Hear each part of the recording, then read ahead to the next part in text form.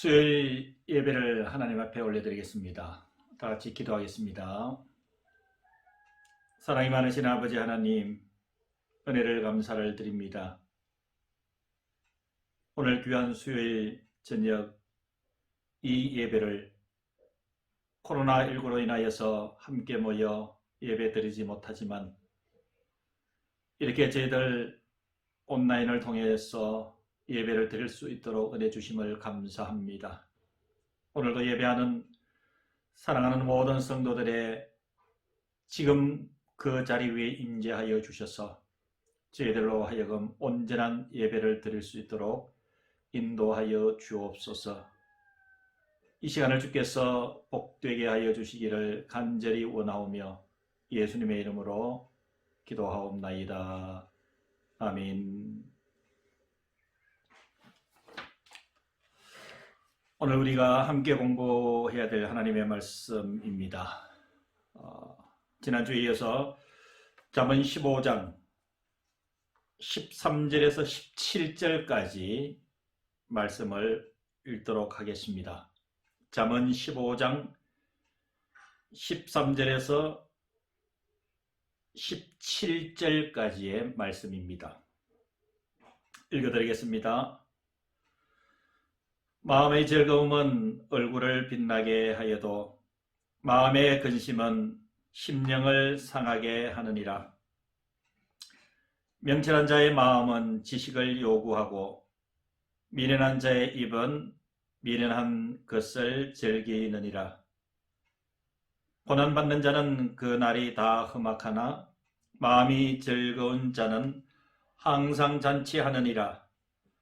가산이 적어도 여호와를 경외하는 것이 크게 부하고 번뇌하는 것보다 나으니라. 채소를 먹으며 서로 사랑하는 것이 살찐 소를 먹으며 서로 미워하는 것보다 나으니라. 아멘. 잠언 15장을 공부하면서 2주 전이지요. 첫째 시간에 잠언은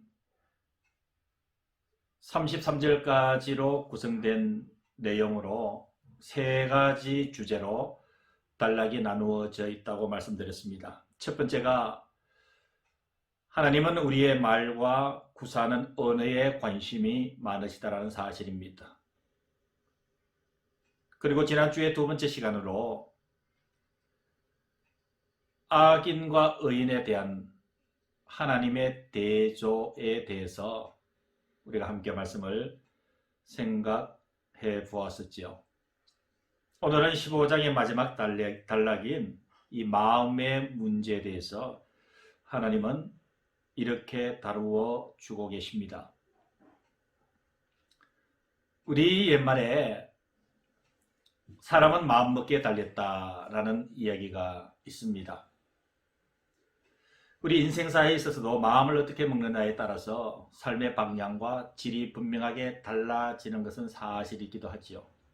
하나님께서도 성도된 저와 여러분들이 마음을 어떻게 가지느냐라는 문제에 관심을 가지고 계신다는 것입니다. 여기에 대해서 오늘 먼저 성경을 한 절 한 절씩 여러분 살펴보도록 하겠습니다. 13절을 보시겠습니다. 마음의 즐거움은 얼굴을 빛나게 하여도 마음의 근심은 심령을 상하게 하느니라.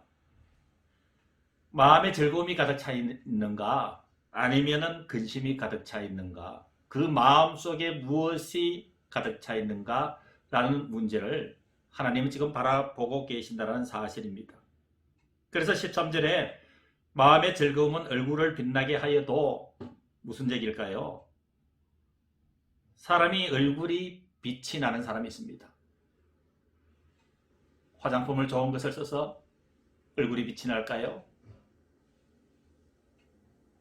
이러면 사람의 얼굴이 빛나게 되는 경우는 여러 가지가 있겠지만 그 중에서 가장 중요한 것은 마음이 즐거울 때 얼굴은 빛이 나게 되어 있다는 사실입니다. 마음의 즐거움, 이러면 무엇으로 마음의 즐거움을 가질 수 있겠는가? 성경은 바로 하나님의 말씀과 그 하나님의 말씀과 은혜로 감동되어질 때에 바로 마음에는 즐거움이 일어난다. 그래서 그 하나님의 사랑으로 감동된 마음을 가진 자로서 얼굴에 드러나는 것이 빛이라 이렇게 얘기를 하고 있습니다. 그러나 반대로 마음의 근심은 심령을 상하게 한다라고 얘기를 합니다. 마음의 근심은 불신앙의 마음입니다. 내 마음의 좌소에서 우러나오는 감정이 우선입니다. 그 감정을 다스리지 못합니다. 불신이지요. 그것은 바로 우리의 심령을 상하게 한다라고 말씀을 해주고 있습니다. 두 번째 14절에는 또 이런 마음도 있습니다. 명철한 자의 마음은 지식을 요구하고 미련한 자의 입은 미련한 것을 즐기느니라. 명철한 자의 마음은 지식을 요구한다. 이 명철한 자의 마음 어떤 마음일까요? 왜 그는 지식을 요구할까요? 나 자신의 부족함을 잘 알기 때문에 말씀의 인도를 받기 위한 그 갈급함, 그 마음이 명철한 자의 마음인 줄로 믿습니다. 내가 살아가기에는 다양한 면에서 부족한 것이 너무 많구나. 그래서 내가 하나님의 말씀의 인도를 받아야 살 수 있겠구나 라고 하는 그 갈급한 심령을 가진 자가 바로 명철한 자의 마음인 줄로 믿습니다. 이런 자들이 지식을 요구한다. 바로 하나님의 말씀의 인도에 대한 갈급함이지요. 그러나 미련한 자의 입은 미련한 것을 즐기느니라. 사람의 생각대로 내 마음이 가는 대로 그냥 그렇게 살아가는 것을 미련한 마음이요. 또 그 미련하는 것을 즐기는 것이다. 라고 이야기를 해주고 있습니다. 나아가서 15절에는 고난받는 자는 그 날이 다 험악하나 마음이 즐거운 자는 항상 잔치하느니라. 고난받는 자, 15절에서 서두에 말씀하고 있는 고난받는 자, 어떤 사람을 얘기를 할까요? 죄로 인해서 불안합니다. 하나님께서 짓누르니 압박이 심합니다. 그러니까 이 죄로 인한 불안과 압박에 시달리는 그 어둠의 상태, 그것이 바로 고난받는 자가 겪고 있는 험악함이라 성경 15절에 이렇게 말씀을 하고 있습니다. 그러나 마음이 즐거운 자는 항상 잔치하느니라. 마음이 즐거운 자. 앞에서도 13절에서도 말씀을 하고 있지만 이 마음이 즐거운 자는 예수 그리스도의 사랑과 예수 그리스도의 그 복음으로 인해서 감동되고 무장된 자는 마음이 즐거워질 수밖에 없습니다. 그래서 이렇게 마음이 즐거운 자는 항상 잔치하는 인생이 되는 줄로 믿습니다. 예수 안에서 믿음으로 사는 자의 특징과 복은 마음이 즐겁다는 사실입니다. 늘 심령이 잔치하는 분위기 속에서 살아가고 있다는 사실입니다. 사랑하는 성도 여러분, 여러분들의 마음은 지금 어떤 마음입니까? 나가서 16절과 17절에는 또 다른 마음을 말씀을 하고 있습니다. 가산이 적어도 여호와를 경외하는 것이 크게 부하고 번뇌하는 것보다 나으니라. 채소를 먹으며 서로 사랑하는 것이 살찐 소를 먹으며 서로 미워하는 것보다 나으니라. 여러분 16절과 17절에서 얘기하고 있는 특징 중에 하나는 A가 B보다 낫다라는 사실입니다. 이런 상황이 있고 이런 상황이 있는데 이 상황이 이것보다 낫다라고 얘기를 합니다. 그 뭘 얘기를 할까요? 이런 상황, 재산이 적고 가진 것이 적어도 하나님을 경외하는 것이 크게 부하고 번뇌하는 것보다 낫다라는 사실입니다. 하나님을 경외하면 마음부터 풍요로워집니다. 좀 가진 것이 적어도 하나님을 경외하는 자는 하나님의 영이 우리 속에 거하고 계시기 때문에 마음이 풍요롭습니다. 좀 적게 가진 것이 아쉬움이 되지 않습니다. 가난한 것이 한이 되지 않습니다. 그저 모든 것이 부족해도 좀 부족하다 할지라도 하나님을 경외하는 것으로 인하여서 마음이 풍요로워진다 이 말입니다. 반면에 아무리 부하고 가진 것이 많다 하더라도 이 재물을 어떻게 하면 더 많이 벌까? 또 어디에다 쓸까? 그리고 이 재물을 어떻게 내가 안전하게 소지하고 있을까? 늘 이 재물에 대해서 어떡하지라는 염려의 연속, 그 상태를 크게 부하고 번뇌하는 것보다 나으니라. 바로 부한 자들의 번뇌에 대해서 성경은 16절 뒷부분에 그렇게 얘기를 하고 있습니다. 17절에는 채소를 먹으며 서로 사랑하는 것이 살찐 소를 먹으며 서로 미워하는 것보다 나으니라 라고 말씀해 주고 있습니다.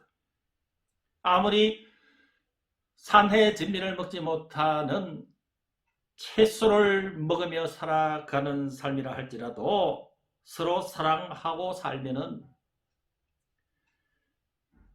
살찐 소를 먹으며 서로 미우고 다투는 것보다 낫다라는 사실입니다. 왜 그럴까요? 살찐 소를 먹으며 부유하게 살지만 그 속에 서로 미워하는 마음이 있다면, 달리 얘기하면 그 속에 예수의 마음이 없다면, 예수님의 사랑이 없다면 무용지물이라는 사실입니다. 그러나 가난하지만은 채소를 먹으며 살지만은 가족 간에 이웃 간에 서로 얼굴과 얼굴을 마주대하면서 사랑을 나누는, 사랑하는 이 삶이 행복한 것이다. 그것이 아름다운 마음이다 라고 말씀을 해주고 있습니다. 사랑하는 성도 여러분, 이렇게 하나님의 관심은 우리의 마음의 상태에, 그리고 우리 마음의 상태가 어떠한지에 대해서 매우 중요하게 바라다보고 계신다는 점입니다. 더 나아가서 뒷부분에 가면은 또 마음에 대한 말씀이 한 절이 더 있습니다. 28절입니다. 28절 성경을 보시기 바랍니다. 28절에 의인의 마음은 대답할 말을 깊이 생각하여도 악인의 입은 악을 쏟아내느니라. 이건 무슨 말씀입니까?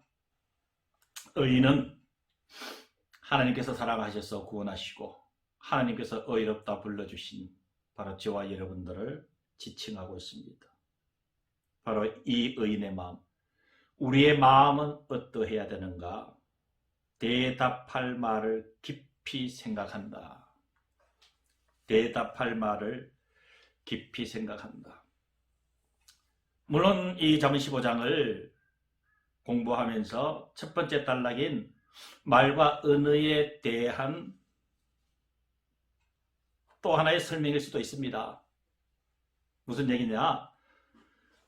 우리가 15장을 공부하면서 첫 번째 주제인 말과 언어에 대한 공부를 할 때 이 28절을 설명해도 됐습니다. 그러나 오늘 마음에 대한 공부에서 이것을 가져온 것은, 여러분, 여기에 더 중요한 것은 언어보다 마음이기 때문에 그렇습니다. 저와 여러분들의 마음은 신중해야 됩니다. 그냥 생각나는 대로 그대로 표현되어서는 안 된다는 사실입니다. 누군가 어떤 이야기를 할 때 내가 대답을 해야 될 필요성이 있을 때 한 번 더 깊게 믿음으로 생각하는 여유를 가지기를 주님은 원하고 계십니다. 그래서 의인의 마음은 대답할 말을 깊이 생각한다. 그러나 악인은 여유가 없습니다. 감정의 흐름대로, 생각나는 대로, 상대방에게서 느끼는 그대로, 그래서 악인의 입은 악을 쏟느니라 라고 말씀을 해주고 있습니다. 이제는 오늘 공부한 내용의 결론입니다. 사랑하는 성도 여러분, 우리가 눈으로 늘 앞만 보고 살아가는 것만이 사는 것이 아니다라는 사실입니다. 우리의 눈을, 나를 향해서 내 마음을 바라다 볼 수 있는 은혜가 있어야 되는 줄로 믿습니다.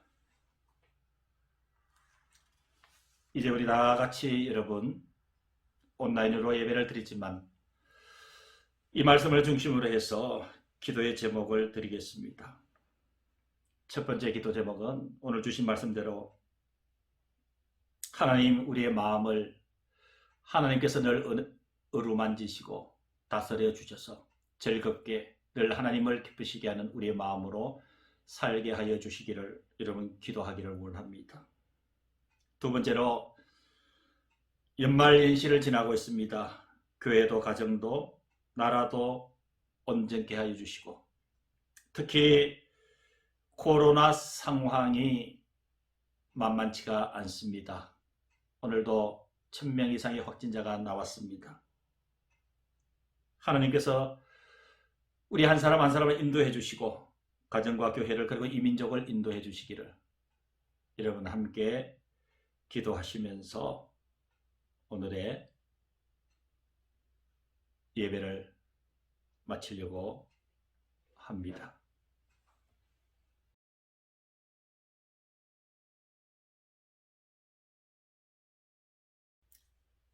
주님께서 가르쳐 주신 기도 드리겠습니다. 하늘에 계신 우리 아버지여, 이름이 거룩히 여김을 받으시오며 나라가 임하시오며 뜻이 하늘에서 이루어진 것 같이 땅에서도 이루어지이다. 오늘 우리에게 일용할 양식을 주시옵고 우리가 우리에게 죄 지은 자를 사하여 준 것 같이 우리 죄를 사하여 주시옵고 우리를 시험에 들게 하지 마시옵고 다만 악에서 구하시옵소서. 나라와 권세와 영광이 아버지께